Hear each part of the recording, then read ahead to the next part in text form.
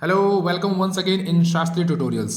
तो बेटा previous videos में यानी कि 62 से पहले अगर हम एक्यूरेट बताऊं तो 51 से 62 तक हमने CFS यानी कैश फ्लो स्टेटमेंट्स की काफ़ी हद तक वीडियोस को कंप्लीट कर दिया है। उसमें ऑलमोस्ट मैंने सभी टॉपिक कवर कर लिए। कोई टॉपिक फिर भी रह जाएगा तो प्लीज़ कमेंट बॉक्स में मुझे मेंशन करना। अगर कोई क्वेश्चन भी है किसी भी बुक का, चाहे DK गोयल का, चाहे TS गिरवेल का या XYZ किसी और बुक का क्वेश्चन अगर आपको नहीं आता तो कमेंट बॉक्स में मुझे पेज नंबर और अगर क्वेश्चन भेज सकते हैं तो वो भेजिएगा, ठीक है। तो मैं उसको सॉल्व करने की पूरी कोशिश करूंगा। क्लियर है। तो कॉस्ट ऑफ मटेरियल कंज्यूम, ठीक है। ये हमारा नया टॉपिक है किसका? NPO का, नॉन प्रॉफिट ऑर्गेनाइजेशन का। क्लियर है। इसमें ऑलरेडी 4-5 वीडियो बनी है, प्लेलिस्ट में आप चेक कर लीजिएगा, ठीक है। डिस्क्रिप्शन बॉक्स में मैं आपको उसका क्या दे दूंगा, प्लेलिस्ट का लिंक, ठीक है। तो अब मैं इस कंसेप्ट को आगे बढ़ा रहा हूं और 63 से हम यहाँ की NPOs की वीडियोस को स्टार्ट करेंगे और धीरे धीरे इस सारे टॉपिक को कवर करेंगे। अच्छा, एक चीज़ और बता दूं, ये जो टॉपिक है कॉस्ट ऑफ मटेरियल कंज्यूम, बेटा ये काफ़ी इंपॉर्टेंट है क्योंकि एग्जाम में 3 से 5 मार्क्स का ये क्वेश्चन बन सकता है। मोस्ट प्रोबेबली 3 मार्क्स का बनेगा, ठीक है। तो चलिए हम इसको स्टार्ट करते हैं विदाउट हिजलिंग। तो पहले इसकी परिभाषा को समझ लें। मैं वीडियो की लेंथ बचाने के लिए मैं यहाँ पर इसकी परिभाषा यानी कि डेफिनेशन लिख लेता हूँ, फिर उसको हम डिस्कस करते हैं। क्लियर बेटा? तो देखिए बेटा, not for profit organisation consume consumable items, यानी कि जितनी भी नॉट प्रॉफिट ऑर्गेनाइजेशंस होती हैं वो अपनी संस्था में, अपने इंस्टीट्यूशंस में क्या करते हैं, कुछ आइटम्स को कंज्यूम करते हैं, कंज्यूमेबल आइटम्स। अब जैसे कुछ हमने एग्जांपल्स लिए, 1 2 3, ये 3 एग्जांपल लिए। स्कूल्स या ऑफिसेज जो हमारे NPO के अंदर आते हैं उनके लिए हमारे कंज्यूमेबल गुड्स कौन से होंगे? उनके लिए कंज्यूमेबल गुड्स हो जाएंगे सर हमारे लिए स्टेशनरी, ठीक है जी। तो स्टेशनरी के लिए क्या हो गया? Consumable goods. हॉस्पिटल्स में क्या हो जाएंगी सर? हॉस्पिटल्स में हो जाएंगी सर हमारी मेडिसिन। और हेल्थ क्लब या स्पोर्ट्स क्लब में क्या हो जाएंगे सर? स्पोर्ट्स मटेरियल, ठीक है। तो ये सब इनके लिए क्या है? ये सारे हैं सर कंज्यूमेबल गुड्स। तो इनको बोलते हैं हम कंज्यूमेबल गुड्स, ठीक है। ये सारे के सारे हमारे क्या होते हैं? Consumable goods. और ये सारे क्या हो जाएंगे मेरे? NPO organisation. ये सारी मेरी NPO ऑर्गेनाइजेशन हो गई और इनके अंदर ही क्या क्या कंज्यूम होता है? स्टेशनरी, मेडिसिन और स्पोर्ट्स मटेरियल, ठीक है। तो हमने ये सारी चीज़ें देखनी है कि भैया अगर हमारा स्कूल है या हमारा NPO ऑफिस है तो उसमें एक अकाउंटिंग ईयर में कितनी स्टेशनरी कंज्यूम हुई है, या हॉस्पिटल्स में कितनी मेडिसिन कंज्यूम हुई है, या हमारे स्पोर्ट्स क्लब्स में कितने मटेरियल कंज्यूम हुए हैं। ये सारी चीज़ें हमें चेकआउट करनी पड़ती हैं। अब सवाल ये उठता है सर, इसका जो होता है नेचर, वो नेचर क्या होता है सर? इसका नेचर होता है सर रेगुलर बेसिस में होता है, क्योंकि जो भी संस्था होगी सर उसमें इसका यूज़ रेगुलर होगा। अगर ऑफिस है उसमें स्टेशनरी का यूज़ रेगुलर होगा, हॉस्पिटल्स में मेडिसिन का यूज़ रेगुलर होगा, हेल्थ या स्पोर्ट्स क्लब में स्पोर्ट्स मटेरियल का यूज़ रेगुलर होगा। यानी ये कौन से हो गए? हमारे रिवेन्यू एक्सपेंडिचर्स हो गए, रिवेन्यू एक्सपेंस हो गए। क्लियर है sir? Revenue expenses, clear? Okay जी। तो इसको हम शो कहाँ करेंगे? इसको हम show where it will be show. अगर हम रिसिप्ट एंड पेमेंट अकाउंट बनाएंगे तो रिसिप्ट एंड पेमेंट अकाउंट में इसको पेमेंट साइड में दिखाएंगे, क्या करके? By payment for material consume, MC मतलब मटेरियल कंज्यूम। क्लियर है? ओके जी। और इनकम एक्सपेंडिचर में कहाँ शो करेंगे इसको? अगर हम इनकम एंड एक्सपेंडिचर अकाउंट बनाते हैं, थोड़ा सा इसको ऊपर कर लेते हैं सर जी, ठीक है। तो इनकम एक्सपेंडिचर में ये साइड होती है मेरी एक्सपेंडिचर की और ये साइड होती है सर मेरी इनकम की। तो इसको हम कहाँ शो करेंगे सर? एक्सपेंडिचर में, to cost of material consumed. Okay, तो ये हमको शो करना होता है। अच्छा जी, तो और कुछ भी देखना है इसमें? चलो भी देखते हैं। तो चलिए sir, cost of material consumed का फॉर्मूला निकालते हैं। तो फॉर्मूला निकालने से पहले मैं आपको थोड़ा सा समझाता हूँ। मैं इसका फॉर्मूला बाद में लिखूंगा, पहले थोड़ा सा आपको एक प्रैक्टिकल वे से समझाता हूँ, ठीक है। चलिए एक एग्जांपल लेके समझते हैं हम। सपोज करिए मेरे पास 2 पेन है, ठीक है। मेरे पास 2 पेन है। कितने? 2 पेन्स हैं। और मैंने क्या किया? मैंने परचेज किए और पेन, मेरे को चाहिए और पेन, ठीक है। तो मैंने परचेज कर लिया जी। क्या कर लिया? परचेज कर लिया। तो मैंने परचेज कर लिए 4 पेन और परचेज कर लिए। पर मेरे को बाद में पता चला भाई मुझे तो 6 पेन और चाहिए। तो मेरे पे जितने पैसे थे मैंने उसके 4 पेन खरीद लिए। अब 6 पेन और खरीदने के लिए मेरे पास पैसे नहीं है। तो ये तो मैंने खरीद लिया सर कैश। और 6 मैंने और ले लिए, कैसे, क्रेडिट में। तो मेरी जो परचेज हुई कैश की भी 4 रुपये और क्रेडिट की भी 6 रुपये। अब लास्ट में मेरे पास जो बचा वो बचा मेरे पास एक पेन, तो वो मेरा हो जाएगा क्या, रिमेनिंग। ठीक है, अगर मैं इसको क्लियर बोलूं तो ये मेरा हो जाएगा ओपनिंग स्टॉक और ये मेरा क्या हो जाएगा सर, परचेज, जिसमें क्या आ जाएगा कैश प्लस क्रेडिट, और ये मेरा क्या हो जाएगा सर, क्लोजिंग स्टॉक। तो लास्ट में देखूँ तो मेरे पास क्या बचता है, मेरे पास पेन थे 2, मैंने 4 और 6 2 और खरीद लिए, तो 2 + 10 - 1 यानी कि मेरे पास लास्ट में कितना बचा सर, देखें ये हो गया मेरा 12, 12 में से 1 गया, मेरे हाथ में आ गए 11, यानी कि मेरा कॉस्ट ऑफ मटेरियल कंज्यूम्ड कितना है, 11। ठीक है, मैंने कितने पेन कंज्यूम किए, 11। अब देखिए तो यहाँ पर लिख देंगे सर हम ओपनिंग स्टॉक, क्लियर है sir, plus purchases cash plus credit और माइनस क्लोजिंग स्टॉक। तो ये मेरा फॉर्मूला बन चुका है, क्लियर है, ये मेरे पास पूरा फॉर्मूला आ गया है। तो इसी फॉर्मूले की मदद से हमने सब कुछ करना है, क्लियर है। तो कुछ न्यूमेरिकल क्वेश्चंस लेते हैं। अच्छा, एक चीज़ और बताऊं, ये चीज़ की मैं यानी कि इसके ऊपर मैं एक और वीडियो पहले ही ऑलरेडी बना चुका हूं, उसका लिंक आपको ऊपर आई बटन में मिल जाएगा, ठीक है ना, ऊपर आई बटन में देखिएगा, आपका उसका पूरा लिंक मिलेगा। मेरी आपसे ये गुजारिश है कि प्लीज़ इस आई बटन पे क्लिक करके इस वीडियो को जरूर देखें, क्योंकि जो मैं न्यूमेरिकल्स करने जा रहा हूँ वो उसी पे बेस्ड है बेटा, ठीक है। चलिए तो हम पहला न्यूमेरिकल देखते हैं अपना, क्या था, from the following information of NPO show the sports material item in the income and expenditure account for the year ended 31 March 2020 and the balance sheet as on 31 March 2019, 31 March 19 and this, यानी कि balance sheet हमें 2019 की और 2020 की दे रखी है। ये हो गया हमारी बैलेंस शीट 2019 की और ये बैलेंस शीट 2020 की, क्लियर है। इसमें क्या दे रखा हमें, stock of sports material, opening इतना था, क्लोजिंग ये है हमारा, क्लियर है, और क्रेडिटर्स दे रखे हैं कितने, ओपनिंग और closing. Advance supplier for the sports material, मतलब हमने सप्लायर को एडवांस में पेमेंट भी की है, पहले 15,000 की, फिर लास्ट में 25,000 की। और payment to the supplier for the sports material during the year, हमने उसको पेमेंट कितने की बेटा, 1,20,000 की पेमेंट भी कर दी।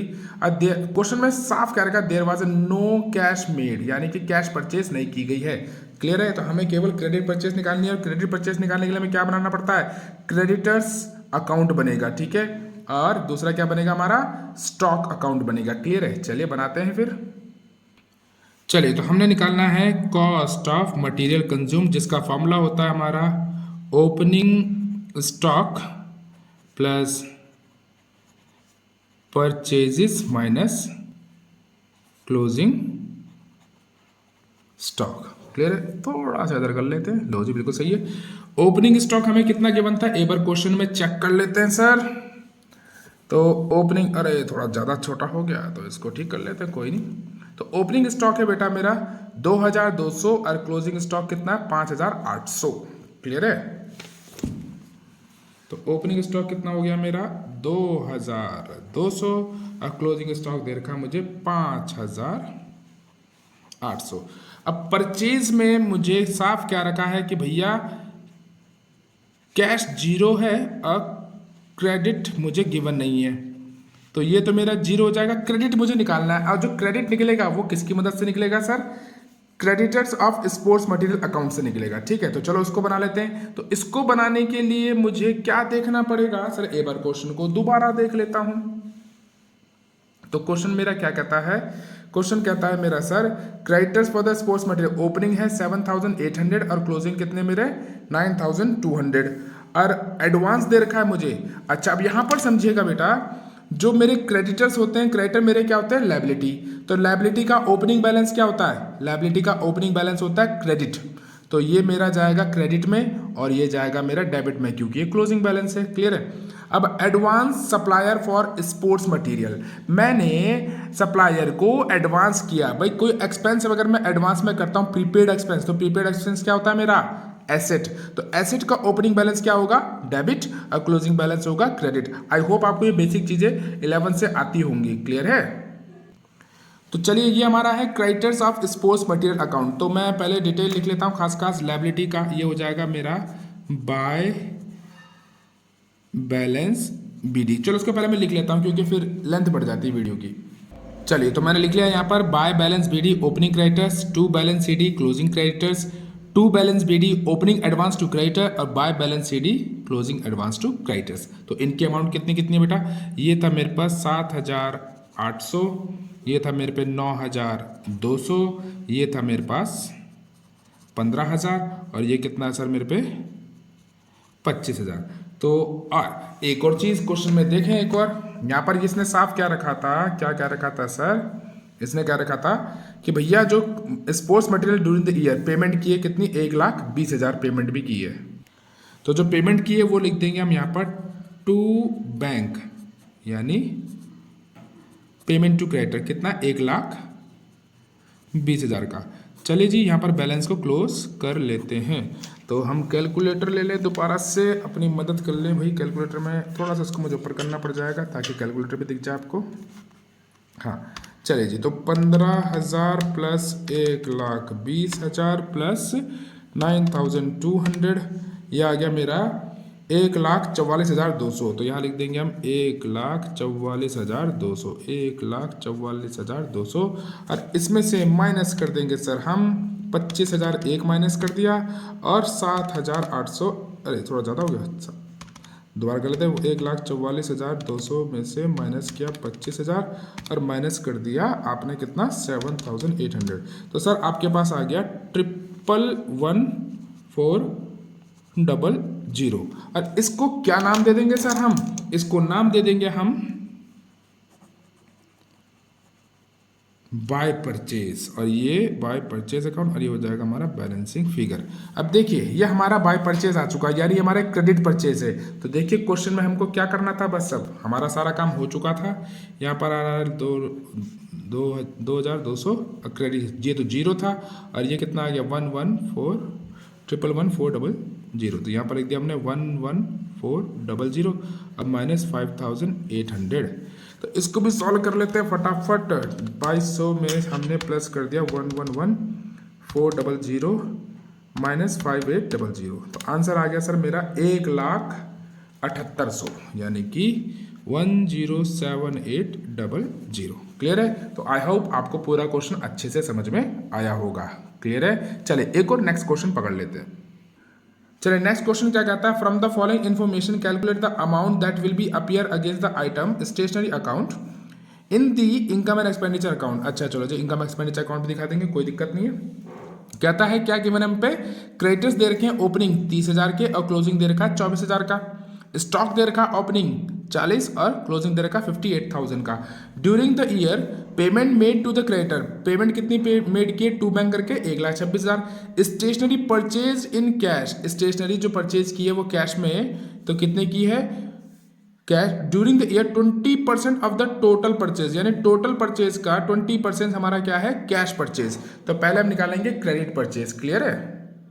चलिए तो सबसे पहले बनाएंगे क्रेडिटर्स ऑफ स्टेशनरी अकाउंट। बेटा वही, अब क्रेडिटर्स है तो ओपनिंग बैलेंस होगा हमारा क्रेडिट और क्लोजिंग बैलेंस होगा हमारा डेबिट। क्लियर है? चलिए हम लिखते हैं इसको फटाफट।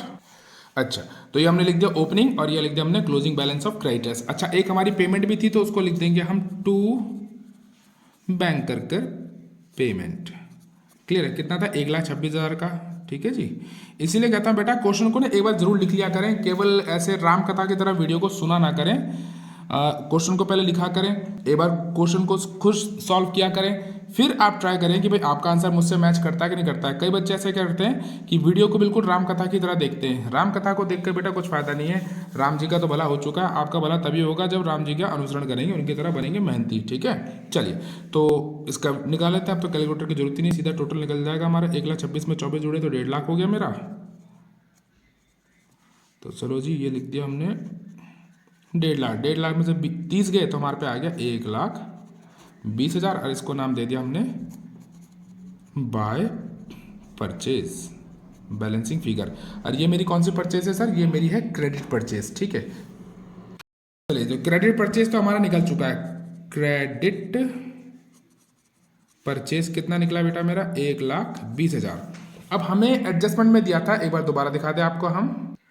एडजस्टमेंट में बेटा साफ क्या रखा है, क्या क्या रखा है, stationery purchase in cash during the year मतलब स्टेशनरी जो परचेज की है कैश में ड्यूरिंग द ईयर वो क्या है 20% ऑफ टोटल परचेज, यानी कैश परचेज कितना है 20% ऑफ टोटल। तो यहां वर्किंग नोट में देखते हैं बेटा हम, जो हमारा टोटल परचेज होगा वो क्या होगा हमारा कैश प्लस क्रेडिट। ठीक है जी। तो कैश तो कह रहा है वो 20% है, तो ऑब्वियस सी बात है, तो क्रेडिट कितना हो गया मेरा 80%, ये हो जाएगा मेरा टोटल 100%। ठीक है ना। अब कैश क्या रखा है कि इसका यानी टोटल का कितना है 20% है। अब जो है हमारे पास वो कितना दे रखा है सर 1,20,000 दे रखा है। क्लियर है सर। तो 20% से हमें 80% निकालना है। तो आपको याद होगा डिसोल्यूशन वाले क्वेश्चंस में हम करते थे क्या 10% लेस देन बुक वैल्यू। तो इसमें 10% है तो यानी क्या करते थे 100/90। अगर ये 20 होता तो क्या करते हम 100/80। अगर ये 25 होता तो कितना करते हम 100/75। अब यहाँ पर 20% है उसको 100 में कन्वर्ट करना है तो कितना होगा सर 100 में से 20 जाएंगे तो 80, तो वह 100/80। तो इसको सॉल्व कर लेते हैं। चलो जी कैलकुलेटर हमारे पास किस लिए, ये इसलिए तो है। तो 1,20,000 इंटू 100 डिवाइडेड बाय 80, सॉरी मैंने थोड़ा गलत कर दिया, डिवाइड बाय 80। तो ये आ जाएगा मेरे पे 1.5 लाख। ठीक है सर। तो यहाँ पर आ गया मेरा 1.5 लाख। ये क्या है मेरा टोटल परचेज। ठीक है। अब इस टोटल परचेज में से मैंने निकालना है कैश परचेज, और कैश परचेज कितना है 20% ऑफ टोटल परचेज का। तो टोटल परचेज है मेरा सर 1.5 लाख, मैंने निकालना है कैश परचेज। तो इसका 20% तो ये होता है मेरा 30,000। अब चेक भी कर लेते हैं। देखो हमारा था total purchase cash purchase plus credit. Cash purchase कितना निकला 30,000 और क्रेडिट परचेज कितना है 1,20,000, और दोनों को जोड़ेंगे तो 1.5 लाख अपने आप ही आ रहा है मेरा। आई होप आपको पूरा समझ में आया होगा। चलिए अब हमने क्या निकालना है कॉस्ट ऑफ मटेरियल कंज्यूम निकालना है। तो उसके तो और भी आसान है, फॉर्मूला लिखते हैं कॉस्ट ऑफ मटेरियल कंज्यूम्ड। क्या फार्मूला होता है बताएं, याद करो। चलिए लिखें जी। तो उसका फॉर्मूला होता है हमारा ओपनिंग स्टॉक प्लस परचेज, यानी cash plus credit minus closing stock. Clear है सर जी। ओपनिंग स्टॉक कितना हमें गिवन, बिल्कुल ओपनिंग स्टॉक गिवन था हमें 40,000, और हमारा ये कितना निकला टोटल परचेज सर 1.5 लाख निकला, और क्लोजिंग कितना था सर 58,000। क्वेश्चन आपने लिखा होगा तो आपके सामने सबको दिख रहा होगा। इन दोनों को सोल्व करते हैं तो क्या था 190 में से 58 गए तो 132 आ गया हमारा आंसर। ठीक है। तो आई होप आपको यहां तक अच्छे से समझ में आया होगा। तो बेटा till then take care, goodbye, और नेक्स्ट वीडियो को हम जल्दी अपलोड करेंगे ताकि आप आगे फर्दर क्वेश्चंस को अच्छे से सॉल्व कर पाएं। तो यहाँ तक अगर आपने वीडियो देखा है तो एक लाइक बटन दबाने में कोई दिक्कत ना करें, फटाफट दबाएं, और शेयर तो ज़्यादा से ज़्यादा करें ताकि आप जैसे कईयों का भला हो सके। टेक केयर बेटा।